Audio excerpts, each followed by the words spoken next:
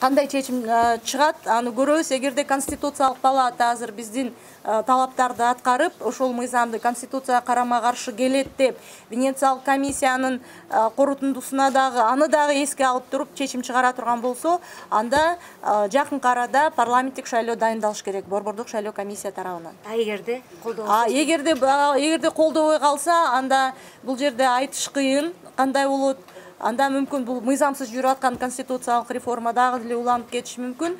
Анан конституциялык реформанын негизинде конституция өзгөрсө, бир мандаттуу шайлоо системасы же аралаш шайлоо системасы болуп калса, анда дагы бир топ убакыттын ичинде шайлоо мыйзамдарын өзгөртүш керек. Анткени шайлоо мыйзамдары өзгөрүлбөсө, шайлоо болушу мүмкүн эмес. Ошондо азыр конституциялык кеңешме айтты, биз отура беребиз, конституцияны жазып бүткөнчө керек болсо 2 ай отурабыз, 3 ай отурабыз деди. Ал андан көп узак немеге мөөнөткө созулуп кетиши мүмкүн.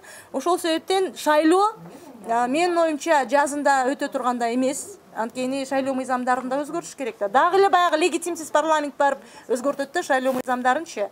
Ошо менен менин оюмча бир күзгө барса барат, эгерде ушул эле нукта кете берсе да, ошондо мына азыркы биз баягы чимкириктер деп 4-октябрь, 5-октябрда ушуларга каршы чыккан жаштар тескерисинче ушул чимкириктердин немесин, мөөнөтүн, ушулардын өмүрүн, жогорку кеңештеги өмүрүн биз узартып койдук да.